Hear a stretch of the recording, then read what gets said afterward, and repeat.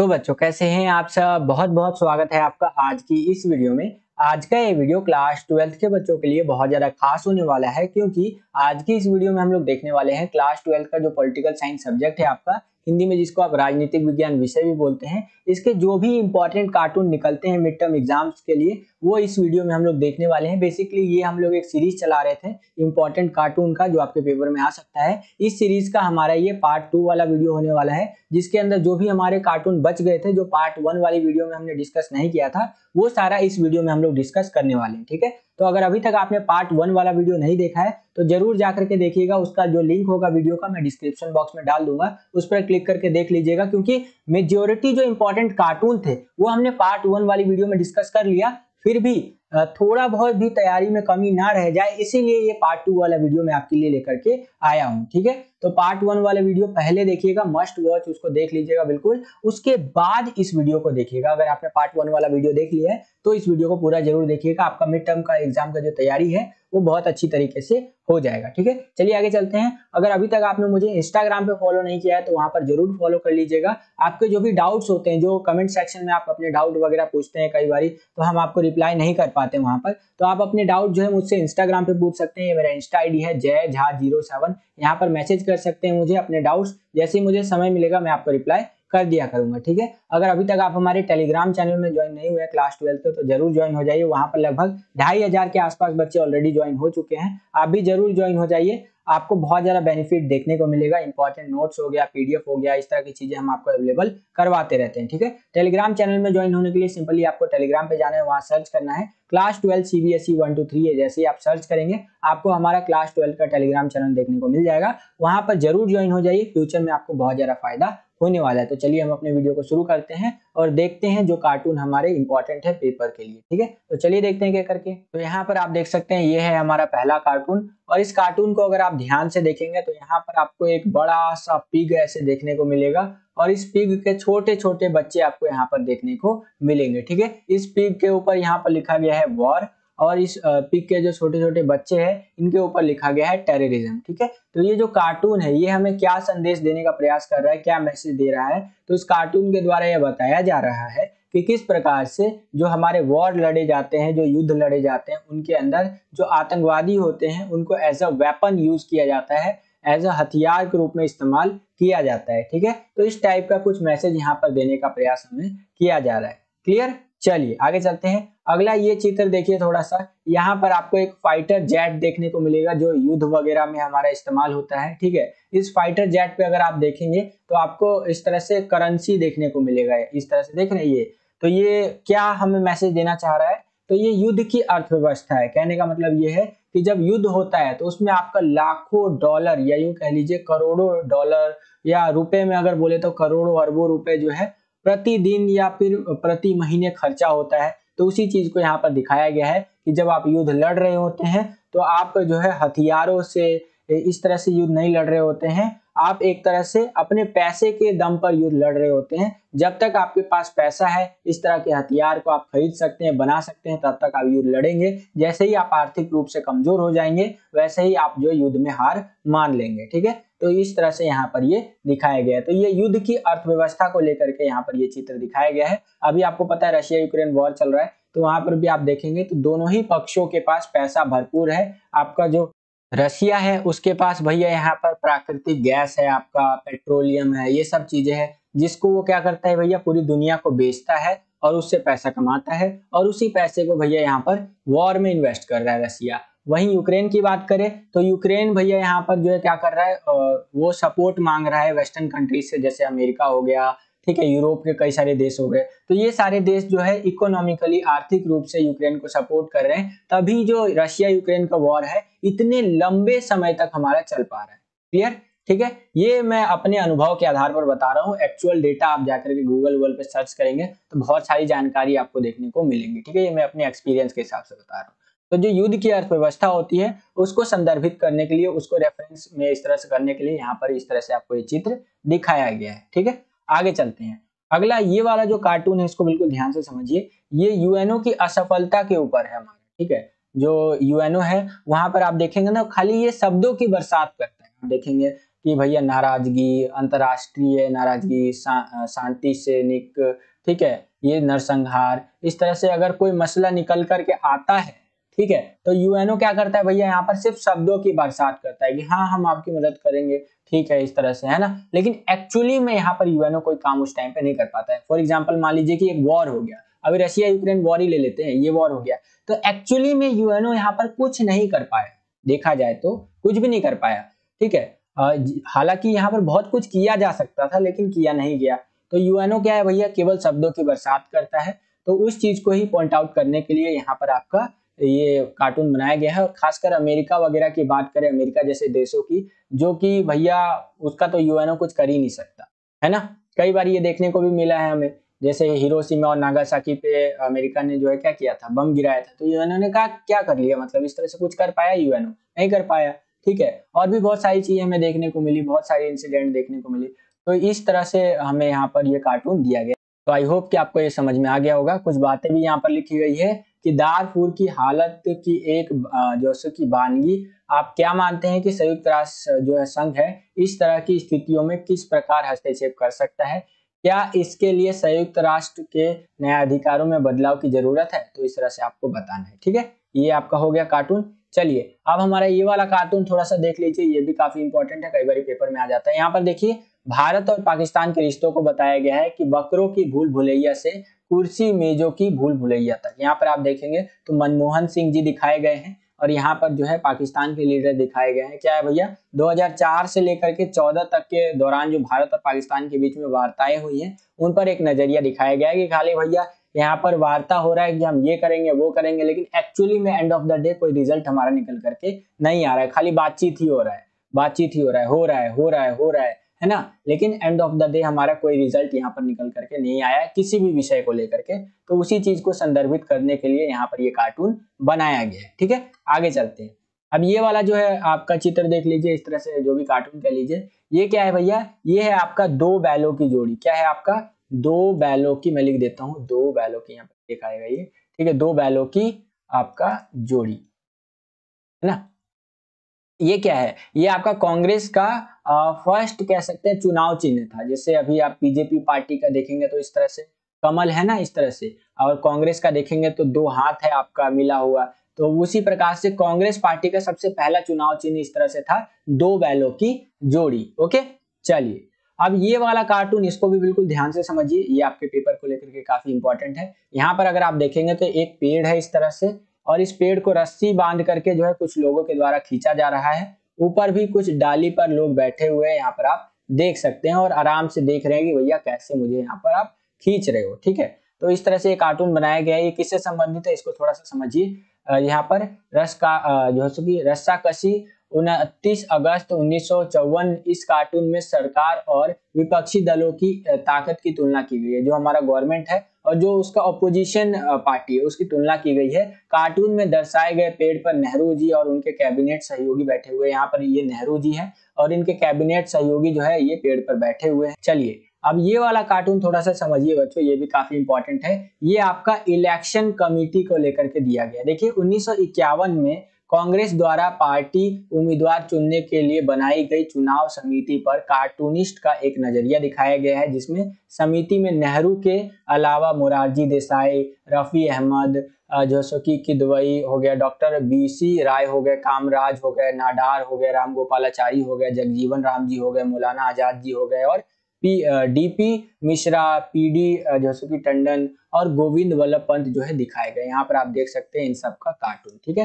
तो ये आपका किस टाइम से संबंधित है, तो 1951 में जब कांग्रेस पार्टी में जो उम्मीदवार का चुनाव होता है ना, उससे संबंधित था कि भैया किसको यहाँ पर चुना जाएगा, ठीक है। तो उससे संबंधित यहाँ पर है। यहाँ पर हमारे नेहरू जी है और भी यहाँ पर लीडर्स आप देख सकते हैं जिनके नाम भी यहाँ पर लिखे गए हैं। ओके, चलिए अब ये दो जो चित्र है इसको थोड़ा सा समझ लीजिए। ये है आपका आसियान का झंडा, ये आप देख सकते हैं इस तरह से, और ये यूरोपीय संघ का झंडा है बच्चों, यहाँ पर आप देख सकते हैं। कई बार पेपर में आ जाता है कि भैया पहचानिए कि ये क्या है, ये क्या है, तो आपको क्लियर होना चाहिए। ये जो इस तरह से सितारे वाला दिया गया है ये आपका यूरोपीय संघ का झंडा है, और ये जो इस तरह से दिया गया है आपका ये आसियान का झंडा है। क्लियर, चलिए आगे चलते हैं। अब ये वाला कार्टून थोड़ा सा समझ लीजिए बच्चों।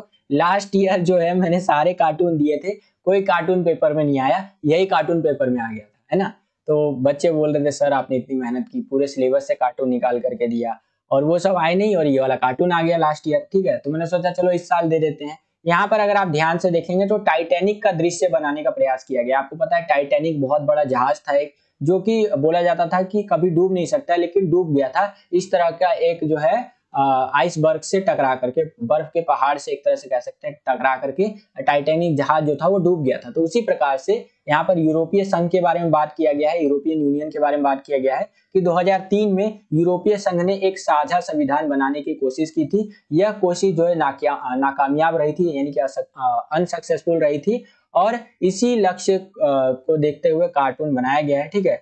यहाँ पर बताया गया है कार्टूनिस्ट ने यूरोपीय संघ को टाइटैनिक जहाज के रूप में दिखाया है, ठीक है। इस तरह से यहाँ पर देख सकते हैं। तो आई होप कि आपको समझ में आया होगा। आगे चलते हैं। अब यहाँ पर ये चित्र देख लीजिए बच्चों, ये आपका चित्र किससे संबंधित है? एमनेस्टी इंटरनेशनल से संबंधित है, जो मानव अधिकारों से जुड़ी हुई रिपोर्ट तैयार करता है और उससे रिलेटेड काम करता है, ठीक है, एमनेस्टी इंटरनेशनल, ठीक है। ये वाला देख लीजिए चित्र, ये आपका IAEA से संबंधित है, यानी कि इंटरनेशनल एटॉमिक एनर्जी एजेंसी जो होता है, अंतरराष्ट्रीय आणविक ऊर्जा एजेंसी से संबंधित है। इसकी स्थापना कब हुई थी? 1957 में हुई थी, ठीक है। और ये यहाँ पर जो परमाणु ऊर्जा होता है उसके शांतिपूर्ण उपयोग को बढ़ावा देता है, ठीक है। चित्र यहाँ पर आप देख सकते हैं, ठीक है। चलिए ये वाला देख लीजिए बच्चों, ये आपका WTO है, वर्ल्ड ट्रेड ऑर्गेनाइजेशन, जिसकी स्थापना हुई थी 1995 में। इसका काम होता है वैश्विक व्यापार के लिए नियम बनाना, कि दुनिया में व्यापार वगैरह कैसे होगा, सबका यहाँ पर नियम वगैरह कौन बनाता है? WTO बनाता है, वर्ल्ड ट्रेड ऑर्गेनाइजेशन, यानी कि विश्व व्यापार संगठन बनाता है। ओके, चलिए अब ये जो आदमी आपको यहाँ पर देखने को मिल रहे हैं, ये आदमी है हमारे एंटोनियो गुटेरेस जी, जो वर्तमान समय में आपके संयुक्त राष्ट्र संघ के क्या है भैया, ये है आपके महासचिव है, ठीक है, एंटोनियो गुटेरेस जी। इनसे पहले हमारे बान की मून जी थे, उनसे पहले कॉफी अन्नान जी थे। तो अगर आपसे क्वेश्चन पूछ ले कि वर्तमान समय में आपके महासचिव कौन है UNO के, तो एंटोनियो गुटेरेस जी है। इनका चित्र भी यहाँ पर आप देख सकते हैं, थोड़ा ब्लर टाइप का चित्र आपको देखने को मिलेगा, NCERT में यही चित्र दिया गया है, ठीक है। चलिए अब ये वाला कार्टून भी देख लीजिए थोड़ा सा। यहाँ पर जो है सो कि परमाणु शक्ति संपन्न जो बिरादरी है उनको दिखाया गया है, यानी कि ऐसे देश जिनके पास परमाणु हथियार है उनको दिखाया गया है। देख रहे हैं इस तरह से सिगरेट उगरेट पी रहे हैं, जो कि स्वास्थ्य के लिए हानिकारक होता है ना। और यहाँ पर कोई अगर नया देश दावेदारी करता है कि हाँ हमारे पास भी परमाणु बम है, ठीक है, तो उनका रिएक्शन ऐसे होता है, अरे तुम्हारे पास परमाणु बम है, ये ईरान, ये नॉर्थ कोरिया, तुम सबके पास परमाणु बम आ जाएगा, अगला समझ आया हमको, ठीक है। तो ऐसे रिएक्शन जो देते हैं ना, उस रिएक्शन को दिखाने के लिए इस कार्टून को बनाया गया। यहाँ पर आप लिखा हुआ भी देख सकते हैं, जब कोई नया देश परमाणु शक्ति संपन्न होने की दावेदारी करता है तो बड़ी ताकतें क्या रवैया जैसे अख्तियार करती हैं। हमारे पास यह कहने के क्या आधार है कि परमाणविक हथियारों से लैस कुछ देशों पर तो विश्वास किया जा सकता है, परंतु कुछ पर नहीं किया जा सकता है। कुछ देश पे हम विश्वास कर सकते हैं जिनके पास परमाणु बम है, जैसे आपका भारत पर भरोसा किया जा सकता है, ठीक है, और चीन वगैरह पे भरोसा किया जा सकता है। लेकिन ये जो नए देश आ रहे हैं, नॉर्थ कोरिया वगैरह, ईरान वगैरह, जो परमाणु संपन्न होने का दावा करते हैं, इनके ऊपर भरोसा नहीं किया जा सकता। और उसी चीज का रिएक्शन जो दिया जाता है, अपनी तौर से प्रतिक्रिया जो दी जाती है, उसी को दिखाने के लिए यहाँ पर जो परमाणु संपन्न देश है उसको लेकर के यहाँ पर ये जो कार्टून है ये बनाया गया है कार्टूनिस्ट के द्वारा, ठीक है। तो आई होप कि आपको समझ में आया होगा बच्चों। आगे चलते हैं। अब ये वाला कार्टून जो है इसको भी थोड़ा सा समझ लीजिए। यहाँ पर तीसरी दुनिया के हथियार दिखाए गए हैं, यानी कि वो देश जो बहुत ज्यादा गरीब है, ठीक है, और किस प्रकार से वो इस तरह से मिसाइल को उखाड़ करके उसके अंदर से चीजें ढूंढ रहे हैं, ठीक है। तो गरीबी में आटा गीला वाली बात आपने सुनी होगी ना, तो वही चीज यहाँ पर है, यानी कि गरीब तो हो आप, लेकिन भैया युद्ध के टाइम पे कैसे आपको ये मिसाइल उखाड़ करके चीजें ढूंढनी पड़ रही है। तो यहाँ पर वही चीज दिखाने के लिए तीसरी दुनिया के हथियार के रूप में आपको इस तरह से कार्टून दिखाया गया है, ठीक है। बाकी इस कार्टून के बारे में और चीजें आप मुझे कमेंट करके बताइए। आगे चलते हैं। ये वाला कार्टून देखिए, ये भी काफी इंटरेस्टिंग है। ये आपका एक तरह से कह सकते हैं ना सरकार की मनमानी के ऊपर है, ठीक है। क्या है भैया, यहाँ पर लिखा हुआ देखिए कि क्या हमें शांति विभाग के लिए कुछ लाख डॉलर मिल सकते हैं, कि भैया हमें एक शांति विभाग इस तरह से खोलना है तो कुछ लाख डॉलर मिल सकते हैं। तो यहाँ पर सरकार की तरफ जवाब आता है नहीं, इतने खर्चे को बर्दाश्त नहीं किया जा सकता है, नहीं भैया इतना खर्चा हम बर्दाश्त नहीं करेंगे। अच्छा जी, और फिर यहाँ पे बोला गया है कि अहिंसा विभाग की स्थापना के लिए कुछ पैसा दे दो, तो सरकार बोलती है नहीं पैसा नहीं है। क्यों? क्योंकि भैया 300 अरब डॉलर जो है हमने ईरान युद्ध में खर्चा कर दिया। अमेरिका के बारे में बता रहे हैं यहाँ पे, ठीक है। और भूतपूर्व सैनिकों के मामले में 67 अरब डॉलर खर्चा कर दिया। 100 अरब हमने अफगानिस्तान युद्ध में खर्च कर दिया। आंतरिक सुरक्षा के लिए 40 अरब खर्च कर दिया, 2 अरब और खर्चा कर दिया। इतना पैसा हम खर्च कर सकते हैं युद्ध वगैरह में, लेकिन आपको शांति स्थापित करने के लिए जो विभाग आप बनाना चाहते हो उसके लिए पैसा हम नहीं देंगे। इसीलिए यहाँ पर लिखा गया है जाए तो जाए कहाँ, ठीक है। और ये जो कार्टून बनाया गया है ये एंडी सिंगर के द्वारा बनाया गया है ना। आप लिखा हुआ अभी देख सकते हैं, इस तरह से बातें लिखी गई है। मैं जूम करके आपको दिखाने का प्रयास करता हूँ। इस तरह से यहाँ पर जो है बातें बताई गई है कि अमेरिका में सुरक्षा पर तो भारी भरकम खर्च होता है, जबकि शांति से जुड़े मामलों पर बहुत कम ही खर्च किया गया जाता है। यह कार्टून इस स्थिति पर एक टिप्पणी करता है, क्या हमारे देश में हालात जो है या हालत जो है इससे कुछ अलग है। तो इस तरह से ये जो कार्टून है इस चीज के ऊपर टिप्पणी करता है बच्चों। ओके, तो ये कार्टून भी काफी इंटरेस्टिंग था। अगला देखिए भैया, अगला है अगर आप इस ग्रह को बचाना चाहते हैं तो अपने हाथ ऊपर उठाएं, ठीक है। यहाँ पर जो है एक गरीब देश कह लीजिए वो अपना हाथ ऊपर उठाया, प्रॉपर तरीके से हाथ ऊपर उठा रहा है। एक अमीर देश जो है ये अपना हाथ ऊपर उठा रहा है ना, और हाथ उठाने के बाद ये फिंगर क्रॉस कर रहा है। हम भी जब कोई कसम उसम खाते हैं तो ऐसे नहीं फिंगर क्रॉस कर लेते हैं, मतलब यहाँ पर मैं इस कसम को तोड़ सकता हूँ। तो उसी प्रकार से यहाँ पर जो अमीर देश है उसने यहाँ पर फिंगर क्रॉस कर लिया है। क्या पृथ्वी की सुरक्षा को लेकर के धनी और गरीब देशों के नजरिए में अंतर है। तो उसी चीज को यहाँ पर अंतर को दिखाने का प्रयास किया गया है कि भैया जो गरीब देश है वो पृथ्वी को बचाने के लिए तो बहुत ज्यादा आगे आता है, ठीक है, जो बोलता है उस चीज को करके भी दिखाता है। लेकिन अमीर देश जो है इस तरह से फिंगर क्रॉस कर लेते हैं और पृथ्वी को बचाने के लिए काम कई बार नहीं करते हैं, ठीक है। तो उस चीज को दिखाने के लिए इस कार्टून को यहाँ पर बनाया गया है। अब ये वाला कार्टून देखिए बच्चों, ये भी काफी इंटरेस्टिंग है। ये भी आपका एंडी सिंगर ने बनाया है और यहाँ पर इसका टाइटल दिया है जाए तो जाए कहाँ, ठीक है। इसे कहते हैं नव उपनिवेशवाद, यानी नए जमाने का गुलाम बनाना। मतलब क्या, यहाँ पर सैनिक लोगों ने क्या बोला, हमने तुम्हारे देश को जैसे कि मटियामेट कर दिया है, अब उसके पुनर्निर्माण का खर्चा दो। यानी कि हमने तुम्हारे देश को बर्बाद कर दिया है, लेकिन अब हमें उसे दोबारा बनाना है तो उसका खर्चा तुम ही दो, ठीक है। हम भुगतान के रूप में पेट्रोलियम जैसे प्राकृतिक संसाधन स्वीकार करते हैं, यानी कि हम भुगतान के लिए क्या करते हैं, पेट्रोलियम जैसा चीज जो है उसको स्वीकार करते हैं। तो यहाँ पर दिखाया गया है कैसे अमेरिका वगैरह जो है आपका जो ये इराक वगैरह जो है ये इन जब देशों में कैसे जो है तबाही मचा करके और जैसे कि पैसा लूटता रहा है, ठीक है। काफी हद तक उससे सिमिलर आप मान सकते हैं और इसको ही नव उपनिवेशवाद कहा गया है, ठीक है। चलिए अब ये वाला कार्टून देखिए, ये भी काफी इंटरेस्टिंग है। यहाँ पर आप देखेंगे तो H2O लिखा हुआ है, H2O इसका मतलब होता है पानी, ठीक है। आप देखेंगे तो यहाँ पर धरती का इस तरह से चित्र बनाया गया है एक बोतल के ऊपर, लेकिन फिर भी यहाँ पर जो है पानी की कमी को दिखाया गया है। तो ऐसा इसलिए है क्योंकि धरती पर पीने योग्य पानी बहुत ज्यादा कम है। आपको पता होना चाहिए 0.006% इतना ही पीने योग्य पानी है, ठीक है। उसको हमें बचाने की जरूरत है और अगर नहीं बचाएंगे तो आगे चल के दिक्कत हो जाएगा, क्योंकि खारा पानी तो बहुत है लेकिन पीने योग्य पानी बहुत ज्यादा कम है, ठीक है।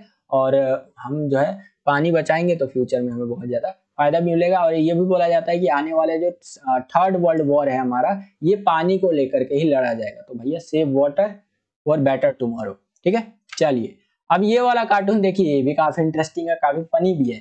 ये कल की बात थी। कल की बात क्या थी, अपना खाना जल्दी खत्म करो, चीन और भारत के जो लोग हैं वो भूखे हुए हैं और तुम्हारा खाना खा जाएंगे, ठीक है। ये वैश्वीकरण के खतरे के रूप में इस कार्टून को बनाया गया है। यानी कि जो वेस्टर्न देश थे, एक तरह से कह सकते हैं जैसे अमेरिका यूरोप के जो देश है, वहां पर क्या बोला जाता था पहले कि भैया अपना खाना जल्दी खत्म कर लो, नहीं तो भारत और चीन के जो लोग हैं वो तुम्हारा खाना खा जाएंगे क्योंकि वो भूखे हैं। लेकिन आज के टाइम पे क्या हो गया, ग्लोबलाइजेशन के दौर में अब क्या बोला जाता है वहां पर कि अपना होमवर्क जल्दी पूरा करो, नहीं तो चीन और भारत के जो लोग हैं तुम्हारी नौकरी खा जाएंगे भैया। क्योंकि आपको पता है ग्लोबलाइजेशन के इस दौर में एक स्थान से दूसरे स्थान, एक देश से दूसरे देश जाना बहुत ज्यादा ईजी है, वहाँ नौकरी प्राप्त करना बहुत ज्यादा आसान है। अमेरिका जैसे देशों में देखेंगे आप तो ज्यादातर जो बड़े बड़े पदों पर आपको देखने को मिलेंगे लोग, वो आपके इंडियन देखने को मिलेंगे, ठीक है। तो इसीलिए यहाँ पर इस तरह से कार्टून दिखाया गया है कि भैया कल की बात ये थी कि कल जो है ये देश गरीब थे, भारत और चीन जैसे, तो वहां बोला जाता था कि अपना खाना जल्दी खा लो नहीं तो वो खा लेंगे। लेकिन अब हमारे पास खाना है तो अब यहाँ पर क्या बोलते हैं कि भैया अपना जो है होमवर्क जल्दी कंप्लीट करो, अगर कंप्लीट नहीं करोगे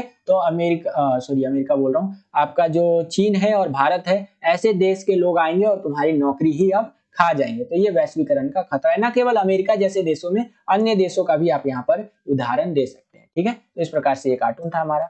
अब ये वाला कार्टून भी थोड़ा सा देख लीजिए। यहाँ पर शहरी लोगों के बारे में दिखाया गया है कि किस प्रकार से वो पर्यावरण की चिंता नहीं करते हैं। जो हरा भरा हमारा पर्यावरण है इसको मतलब काट रहे हैं, बहुत तेजी से पेड़ों की कटाई कर रहे हैं वहां पर, है ना, इस तरह से घर बना रहे हैं। उनको बस पैसा दिखता है, पर्यावरण नहीं दिखता है। ठीक है, तो ये प्रकृति खोर और लालचियों को यहाँ पर दिखाया गया है जो शहरी इलाकों में आदमी रहते हैं। ठीक है, ये वाला चित्र देखिए बच्चों, ये आपका 15 अगस्त 1947 का चित्र है जहां पर लाल किले की प्राचीर से भाषण देते हुए प्रधानमंत्री नेहरू जी को दिखाया गया है। यहाँ पर नेहरू जी है, यहाँ पर हमारा प्यारा झंडा है, देख सकते हैं। इधर आपको जामा मस्जिद देखने को मिलेगा, ये लोग हैं हमारे। ठीक है, जहाँ 15 अगस्त 1947 को नेहरू जी यहाँ पर भाषण दे रहे हैं। जैसे मोदी जी आकर के भाषण देते हैं ना 15 अगस्त वगैरह पे, तो वैसे ही यहाँ पर नेहरू जी भाषण दे रहे हैं हमारे। ठीक है, चलिए अब ये वाला भी चित्र थोड़ा सा देख लीजिए, इमेज देख लीजिए। ये एक ट्रेन है जिसके ऊपर लोग बैठे हुए हैं, अंदर बिल्कुल कोच कोच के, है ना, बिल्कुल एकदम थकच थकच के बैठे हुए आदमी सब। तो इस ट्रेन में क्या दिखाया गया भैया, शरणार्थियों से भरी हुई एक ट्रेन है। 1947 के टाइम पे जब हमें मतलब पार्टीशन देखने को मिला, दो देशों के बीच में विभाजन देखने को मिला, तो ऐसे ही भारत से पाकिस्तान ऐसी ट्रेन पे लोग जा रहे थे और पाकिस्तान से भारत ऐसी भर भर के लोग ट्रेन से आ रहे थे। ठीक है, तो शरणार्थी यानी रिफ्यूजीज से भरी हुई एक ट्रेन को दिखाया गया है 1947 के टाइम पे। तो आई होप कि आपको समझ में आया होगा बच्चों। यही था हमारा कार्टून का पार्ट 2 वाला वीडियो, जिसके अंदर जो भी हमारे इंपॉर्टेंट कार्टून आपके पेपर में आ सकते थे, जो एक्स्ट्रा कार्टून आप समझ सकते हैं, वो भी हमने कवर कर लिया। मुझे नहीं लगता कि इससे बाहर कुछ आएगा आपके पेपर में। आशा करता हूं कि आपको ये वीडियो पसंद आया होगा। अगर आप इसी प्रकार की वीडियोस को देखते रहना चाहते हैं तो इस वीडियो को ज्यादा से ज्यादा लाइक कीजिएगा। जितना ज्यादा वीडियो को लाइक करते हैं उतना ज्यादा हमारा मोटिवेशन बढ़ता है और वीडियोस को बनाने के लिए। चैनल पर अगर आप नए आ गए हैं, चैनल को सब्सक्राइब नहीं किया है तो सब्सक्राइब कर लीजिए। इसी तरह की वीडियोस हम आपके लिए लेकर के आते रहते हैं। जैसे आप चैनल को सब्सक्राइब करेंगे, बगल में आपको बेल का, घंटी घंटा कुछ भी कह सकते हैं, उसका आइकन देखने को मिलेगा, उसको प्रेस करके ऑल पे क्लिक कर दीजिएगा, जिससे कि जो भी हम नया वीडियो डाले उसका नोटिफिकेशन सबसे पहले आपके फोन पर आ जाया करे और आपकी जो तैयारी है एग्जाम्स के लिए वो और भी बेहतर से बेहतर तरीके से हो सके। आज के लिए इतना ही बच्चों, मिलता हूं आपसे अगली और एक्साइटिंग वीडियो में। तब तक के लिए खुश रहिए, खुश रखिए सभी को। जय हिंद, वंदे मातरम।